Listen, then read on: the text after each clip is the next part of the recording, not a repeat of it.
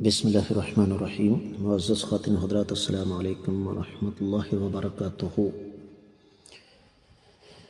میاں بیوی کی طلاق ہو جائے تو اس میں بچہ کس کے پاس رہے گا؟ یہ ہے ہمارے آج کے حدیث کے سبق کا موضوع۔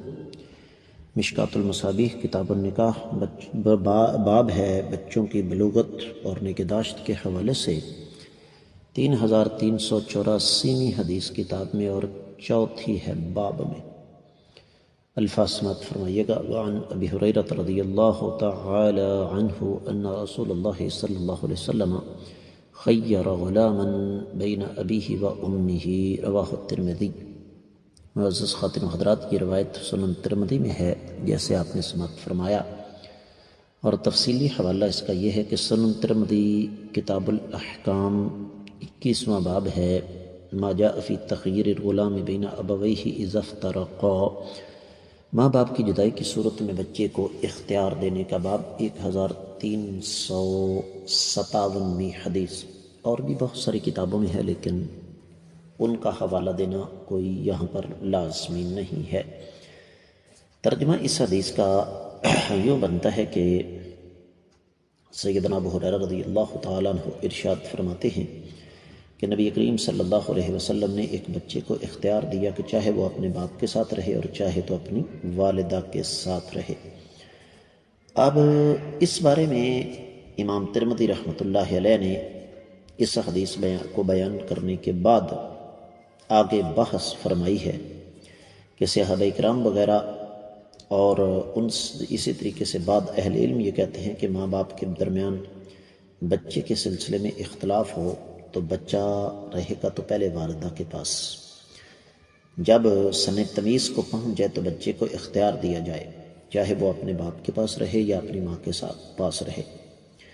جبکہ بعد اہل علم کہتے ہیں کہ بچے کی عمر تھوڑی ہو تو ماں زیادہ حقدار ہے، 7 سال کا ہو جائے تو اسے اختیار دیا جائے۔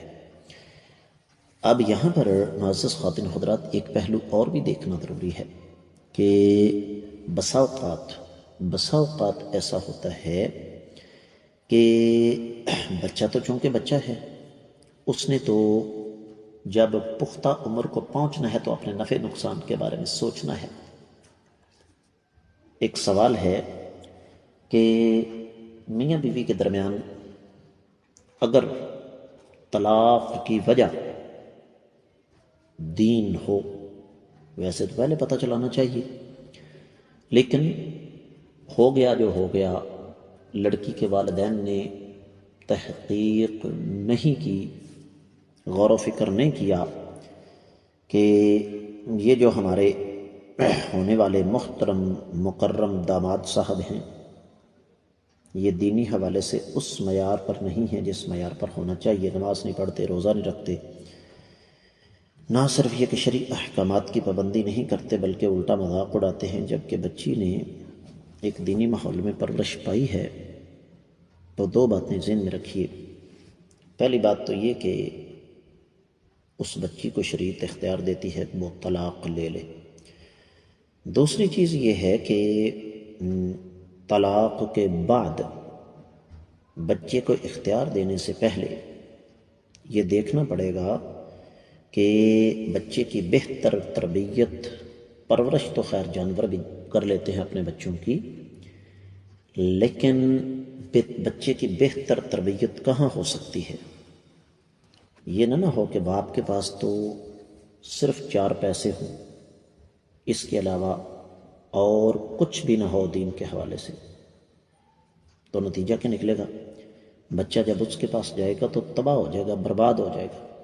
جس وجہ سے والدہ نے طلاق لی تھی، دین وہ بچے میں منتقل نہیں ہوگا، تو لامحالہ طور پر پھر بچہ والدہ کے پاس رہے گا، لیکن چونکہ وہ باپ کی اولاد ہے لہذا باپ کا فرض ہے کہ اس کی اخراجات کی ذمہ داری اٹھائے۔ تو یہ اصل میں مسئلہ ہے جو کہ بڑا حساس نوعیت کا ہے، اس پر ہم سب کو غور کرنا چاہیے۔ اس کے ساتھ ہی آج کا حدیث کا سبق مکمل ہوتا ہے۔ آئندہ سبق تک کے لیے اجازت دیجیے۔ السلام علیکم ورحمۃ اللہ وبرکاتہ۔